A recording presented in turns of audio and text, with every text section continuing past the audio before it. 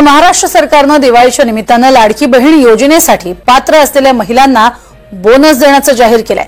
म्हणजेच ऑक्टोबर महिन्यात पात्र असलेल्या महिलांच्या खात्यात बोनसचे पैसे देखील येणार आहेत।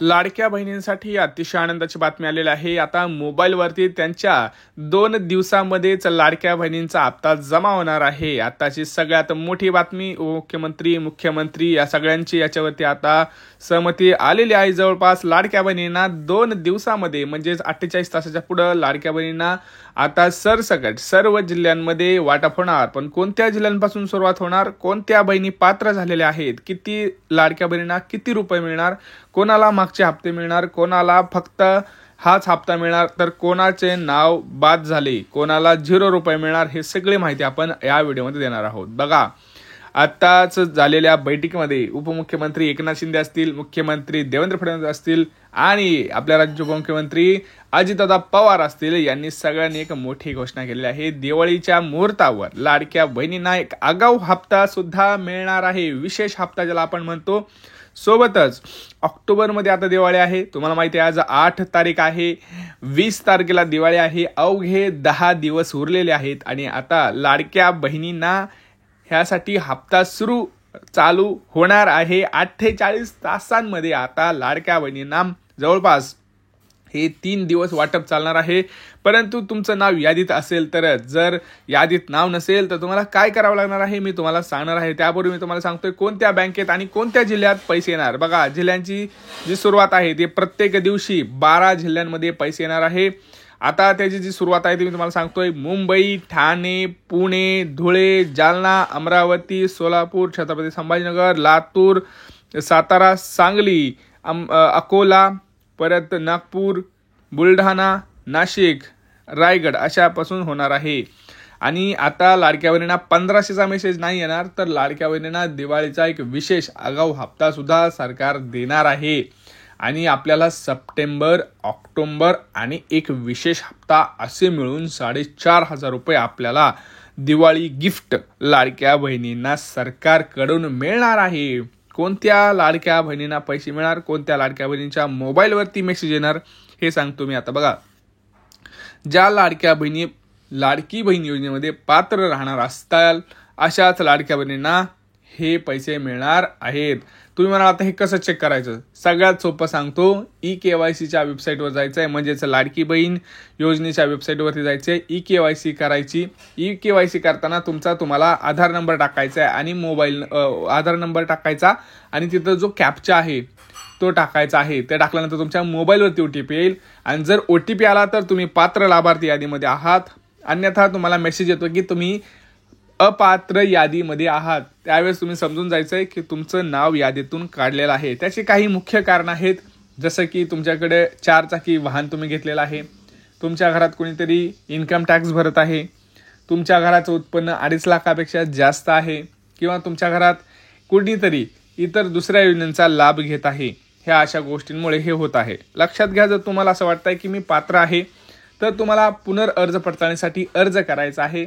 तिथं आपण जर बघितलं अंगणवाडीमध्ये सुद्धा तुम्ही हे करू शकता, किंवा तुम्ही महिला व बालविकास जो कार्यालय आहे तिथं जाऊन लगेच आजच्या आजच हा अर्ज करा. नाहीतर तुम्हाला दिवाळीचे 4,500 निघून जातील आणि घरात 2 लाडक्या बहिणी असतील तर 4,500 9,000 रुपयाचा लॉस होईल, खूप मोठं. कारण दिवाळीला 9,000 रुपयाची मदत ही खूप मोठी मदत असते. तुम्हाला माहिती आहे, 9,000 चांगली दिवाळी, उत्तम प्रकारची दिवाळी होते.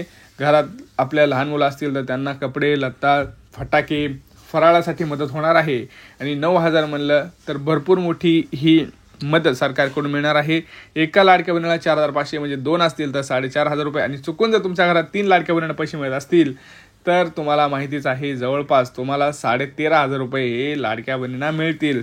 जर तुमच्या घरात 3 लाडक्या बहिणी असतील आणि 3 जर पैसे येत असतील तर तुमच्या घरी सोन्यातून पिवळे लक्ष्मीपूजन साजरं होणार आहे असं तुम्ही म्हणू शकता. तर लक्षात घ्या, पुनर्अर्ज पडताळणी करा. कोणत्या बँकेत पैसे येतील लक्षात घ्या. पहिल्यांदा bank of India, bank of Maharashtra आणि पोस्टाच्या खात्यात आणि स्टेट बँक ऑफ इंडिया ह्या 4 ते 5 बँकेमध्ये पहिल्यांदा पैसे येतील. त्या खालोखाल लगेच जे ॲक्सिस असतील, ICICI असतील, अशा बाकीच्या बँकेमध्ये पैसे येतील आणि नंतर राहिलेल्या बँकेमध्ये पैसे येतील. आता हा व्हिडिओ जास्तीत जास्त लाडक्या बहिणींना शेअर करायचा आहे. तुम्ही काय करताय, व्हिडिओ बघताय तसं सोडताय, तसं करू नका. ज्या लाडक्या बहिणींना माहीत नाहीत गोष्टी त्यांना सांगा, व्हिडिओ शेअर करा पटापटा. आणि लक्षात घ्या, तुमच्या घरात जर 2हून जास्त लाडक्या बहिणी असतील तर तुम्हाला हा फॉर्म भरून द्यायचा आहे. हा फॉर्म तुम्हाला अंगणवाडीमध्येही मिळतो. त्याच्यामध्ये तुम्ही सांगू शकता की आमच्या घरात एकापेक्षा 2 लाडक्या बहिणी नाहीत, माझं नाव ठेवायचं, कोणाचं नाव ठेवायचं, त्यासाठी हा फॉर्म तुम्हाला अंगणवाडीमध्ये मिळतो. तो जाऊन तुम्हाला भरून द्यायचा आहे. त्यासाठी काही महत्त्वाचे डॉक्युमेंट आहेत ते तुम्हाला मी पुढे दाखवतो आहे, जसे की आधार कार्ड, तुमचं शाळेचा सोडल्याचा दाखला, परत रेशन कार्ड, पासबुक, हे सगळ्या गोष्टी आहेत. लक्षात आलं. आता हा व्हिडिओ जास्तीत जास्त शेअर करायचा, चॅनलला सबस्क्राईब करायचं आहे, व्हिडिओला लाईक करायचं आहे, कमेंट्समध्ये सांगायचं आहे तुमची KYC झाली आहे का, तुमचा जिल्हा कोणता आहे, तुमची बँक कोणती आहे. बघा, काही प्रश्न असतील ते सुद्धा विचारू शकता. भेटूया पुढच्या व्हिडिओमध्ये मित्रांनो. तोपर्यंत जय महाराष्ट्र.